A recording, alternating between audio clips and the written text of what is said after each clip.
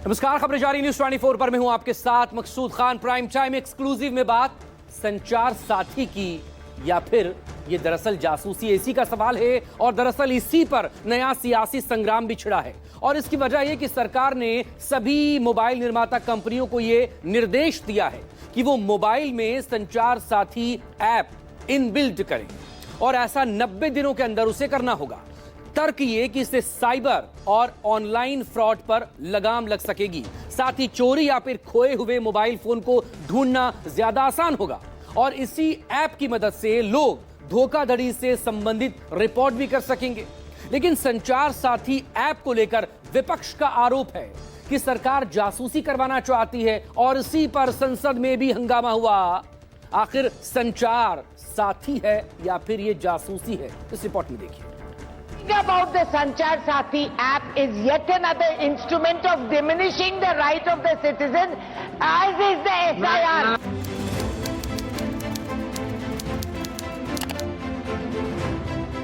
And I think we'll go on record. लोगों के घरों में घुसने का ये ऐप है, इसके अलावा कुछ नहीं। आप साइबर सिक्योरिटी के नाम के ऊपर लोगों की निजता का हनन नहीं कर सकते हैं। जब निजता का अधिकार नहीं होगा तो फिर लोकतंत्र और तानाशाही में फर्क क्या रह जाएगा?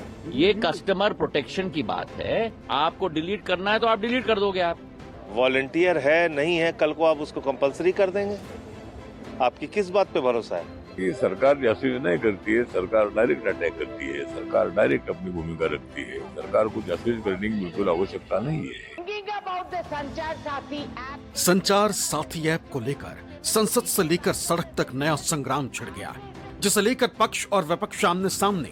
सारा विवाद सरकार के उस आदेश को लेकर है जिसमें मोबाइल निर्माता कंपनियों को निर्देश दिए गए कि वो मोबाइल में संचार साथी ऐप इनबिल्ट करें, साथ ही 90 दिनों के अंदर सभी मोबाइल में ऐप को अपडेट करें। इस आदेश को लेकर दूरसंचार विभाग का तर्क है कि इस ऐप के जरिए लोगों को ऑनलाइन फ्रॉड, चोरी हुए मोबाइल को ढूंढने, फोन के गलत इस्तेमाल से रोकने में मदद मिलेगी। वहीं विपक्ष का कहना है कि सरकार इस ऐप के जरिए लोगों की निजी जिंदगी में झांकना चाहती है और संचार साथी एक जासूसी ऐप है। Clearly, it's ridiculous. Now, where else do they want to, I mean, citizens have their right to privacy. Even all of you must be having a right to privacy to send your own messages to family, friends, without the government looking at everything.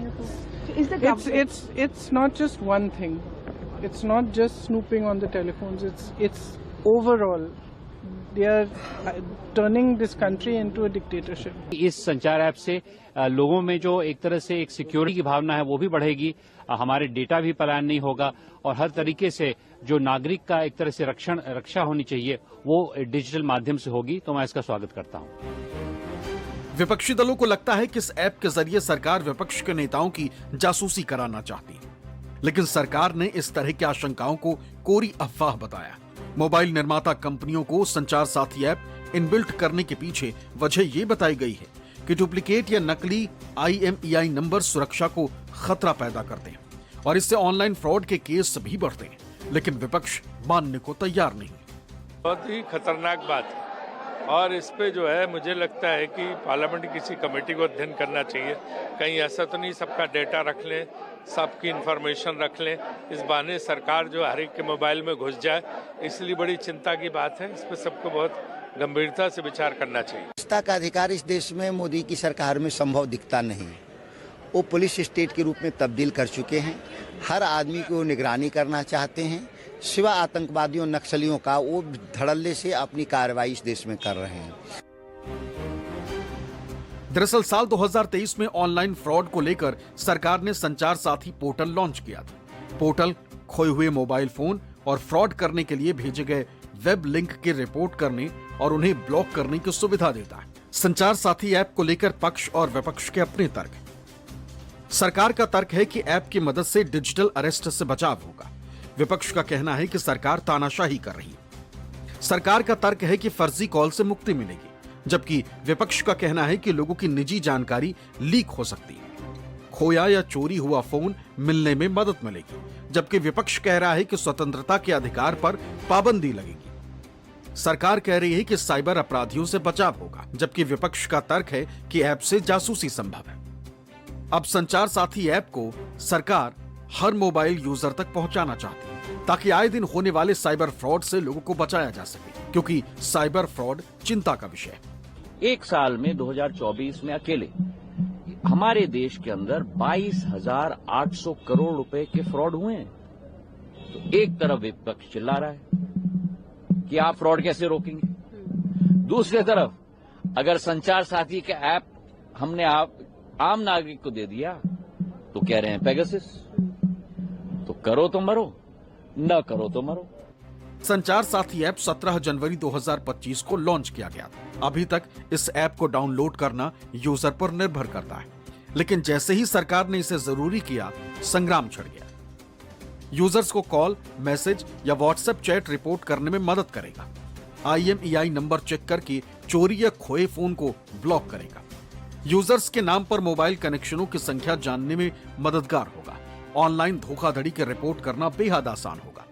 Users को अपना IMEI number याद रखने की जरूरत नहीं होगी। ये वो सुविधाएं हैं जो दूरसंचार विभाग की तरफ से बताई गई, जो संचार साथी ऐप मोबाइल में होने से मिलेंगी, लेकिन विपक्षी नेता इसे तानाशाही और जासूसी से जोड़ रहे हैं।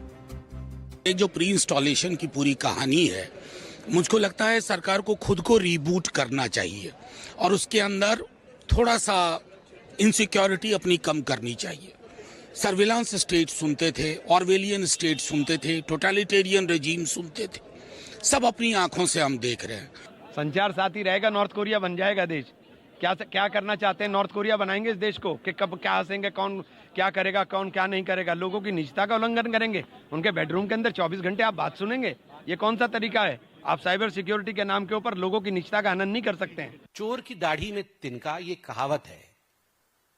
तो स्वाभाविक रूप से जिनको वो लगता है कि हमने सारी गड़बड़ियां अपने फोन से की हुई हैं, वो कदाचित संचार ऐप का प्रयोग नहीं करेंगे।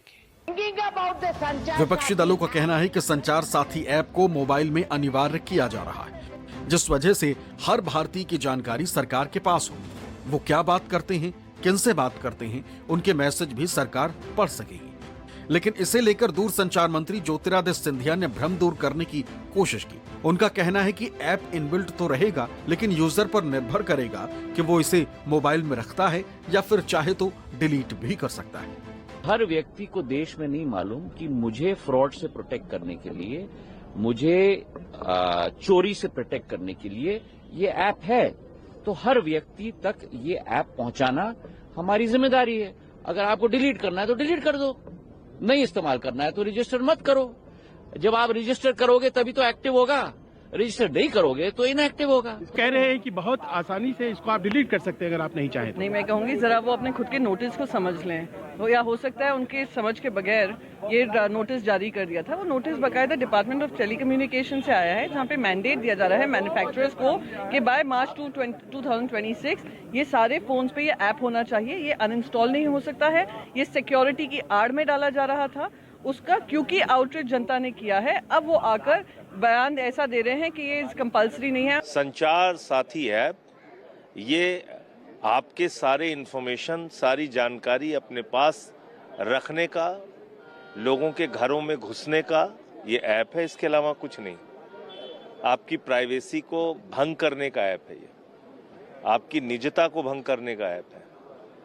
तो ये गंभीर बात है कि एक सरकार खुद ही जासूसी में लगी हुई है। वो कह रहे वॉलंटियर है, ये कंपल्सरी नहीं है। ये मंत्री ने क्लैरिफिकेशन सफाई दी है। तो क्यों रखना चाह रहे हैं आप? वॉलंटियर है नहीं है, कल को आप उसको कंपल्सरी कर देंगे? आपकी किस बात पे भरोसा है?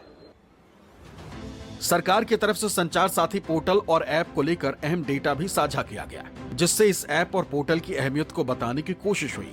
रिपोर्ट के मुताबिक 20 करोड़ से ज्यादा लोग पोर्टल का उपयोग कर चुके हैं। 1.5 करोड़ से ज्यादा यूजर्स ऐप से जुड़े हुए हैं। 1.43 करोड़ से ज्यादा मोबाइल कनेक्शन डिस्कनेक्ट किए गए।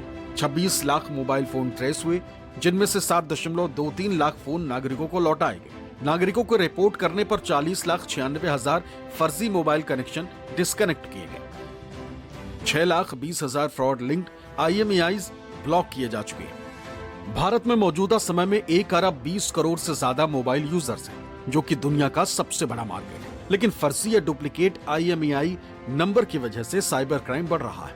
ऑनलाइन ठगी के केस भी तेजी से बढ़े और सरकार का तर्क है कि इन्हीं सब पर लगाम लगाने के लिए संचार साथी ऐप लॉन्च किया गया है। दिल्ली से कुमार गौरव और संजीव त्रिवेदी के साथ ब्यूरो रिपोर्ट, न्यूज़ 24।